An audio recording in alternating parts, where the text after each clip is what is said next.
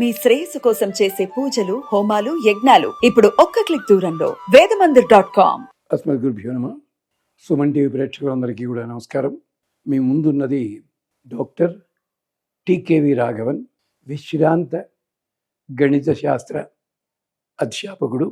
గత తరంలోని 11 మంది దిగ్దంతుల దగ్గర బ్రహ్మసూత్రములు, అలాగే ద్రవిడ ప్రబంధము, అదే పద్ధతిలో పురాణములు తెలుసుకుని వృత్తిరీత్యా ఇంజనీరింగ్ కాలేజీలో పనిచేస్తూ ఇలాంటి ఛానల్స్కి, అలాగే బయట కూడా ఎవరైనా అడిగినట్టయితే వాళ్ళకు కూడా ధర్మశాస్త్ర విషయాలు, సందేహాలు తీర్చుతూ ఉంటాం. అది సంగతి. దీని వెనకాల అంతమంది పండితుల శుభాశీస్సులు ఉన్నాయి గనక చెప్పే ప్రతి మాట కూడా ఆధారం లేకుండా చెప్పడం అలవాటు లేదు అని జ్ఞాపకం చేస్తూ, దీంట్లో చెప్పిన విశేషాలకు సంబంధించి మీరొక్కసారి మూలము వెతుక్కోగలిగితే మూలము చూడండి. తరువాత ఇతర విశేషాల గురించి అడిగినట్టయితే అడగవచ్చును. ఈ ప్రశ్న కూడా సాంప్రదాయానికి సంబంధించింది. మనిషికి 3 రుణాలు అంటారు కదండి. ఎలా తీర్చుకోవాలి ఆ రుణాలు? ఏమిటా రుణములు? రుణము అంటే మనము ఎదటి వాళ్ళ వల్ల ఫలితాన్ని పొంది వాళ్ళకి ప్రత్యుపకారం చేయడం, ఇది ఒక రుణం. రెండవది, ఎదటి వాళ్ళ దగ్గర సంపాదించిన తర్వాత దానికి తగినట్టుగా ప్రవర్తించాలి. ఇది రుణము తీర్చుకొనుట. ప్రతి మనిషికి, అంటే మనిషికి చెప్తున్నా, జంతువులకు కాదు, మనిషికి 3 రుణాలు ఉంటాయి. ఒకటి దేవరుణము, రెండవది ఋషి రుణము, మూడవది పితృరుణము. ఈ మూడిటితో పాటు కొంతమంది పెద్దలు వేరేది కూడా చెప్పారు. భూత రుణము, సమాజ రుణము, ఇది కూడా చెప్పారు. కానీ రెండిటికంటే కూడా మొదటిదే ప్రధానంగా చెప్పారు. ఎప్పుడు కూడా రుణత్రయం. ఏమిటది?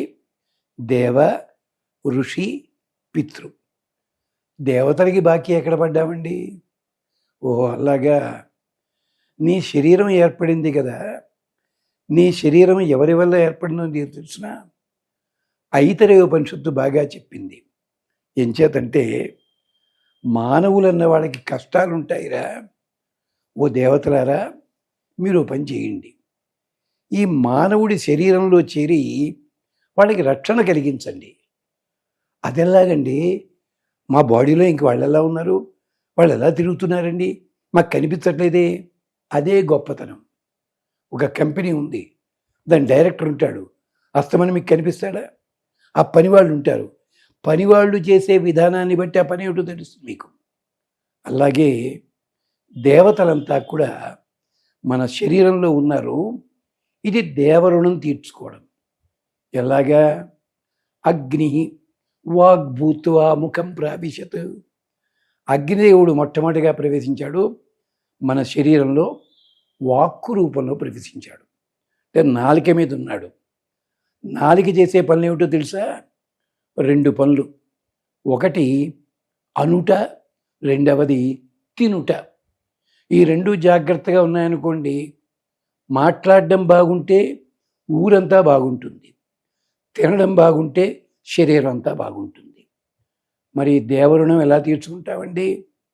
అందుకనే మనం తింటున్న ప్రతి పదార్థము కూడా దేవతల వల్ల వచ్చింది.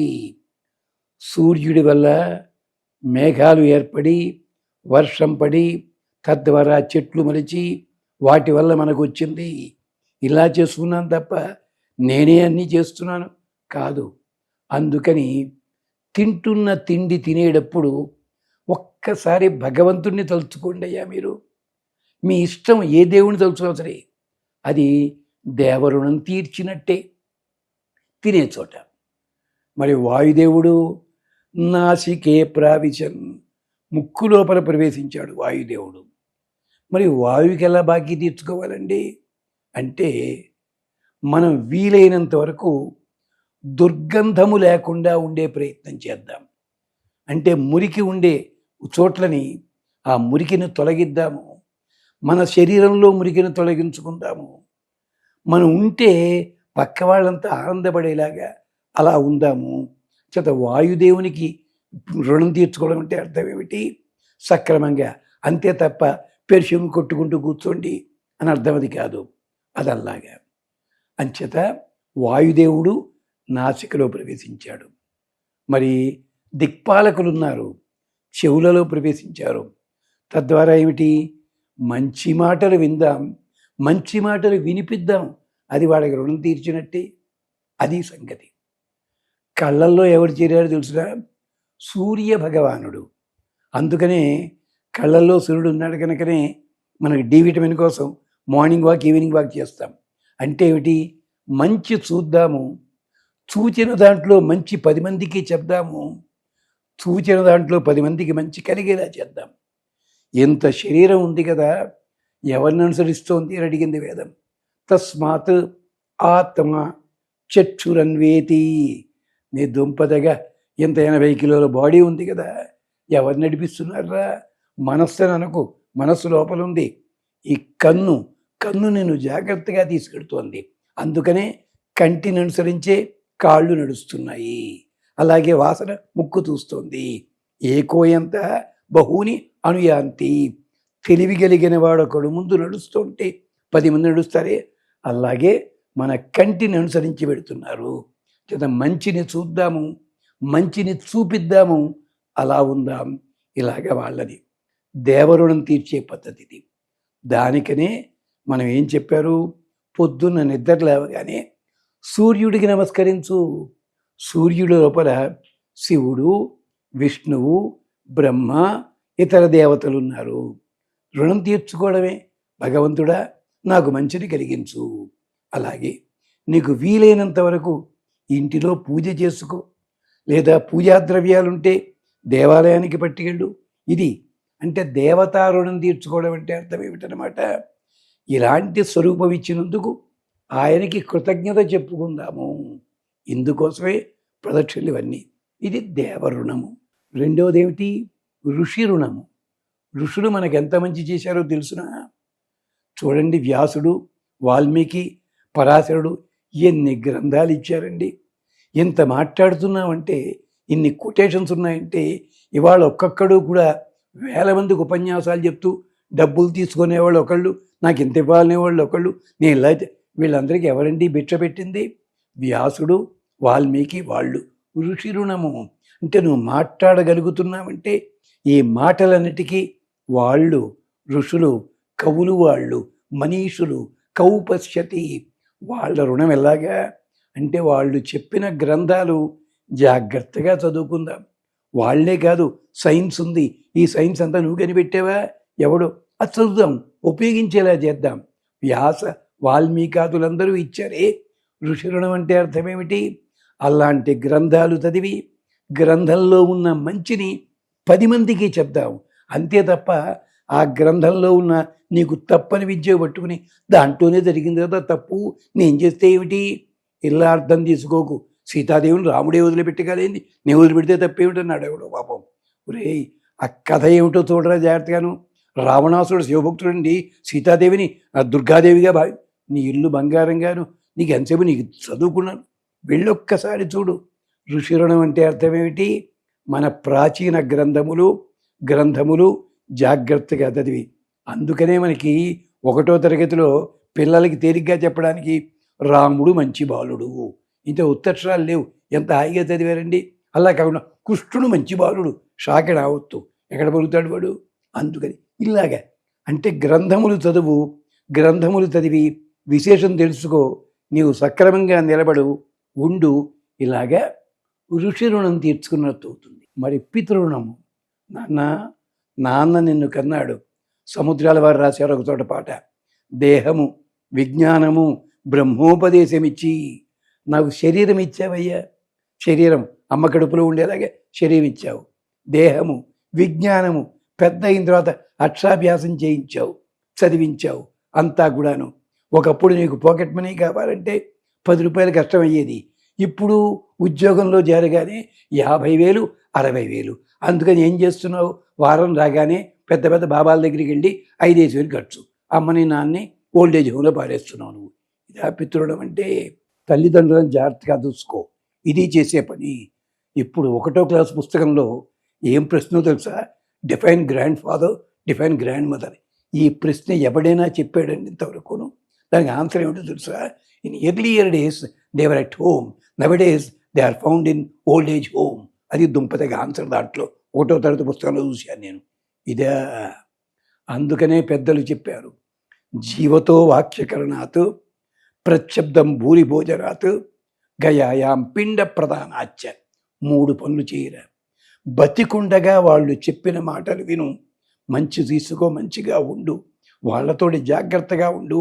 నువ్వు చిన్నప్పుడు నడవలేకపోతే చెయ్యి ఇచ్చి నడిపించింది అమ్మ నాన్న, అది మర్చిపోకు. ఇవాళ వాడు నడవలేని స్థితిలో ఉంటే వీధిలో పారేస్తున్నావా?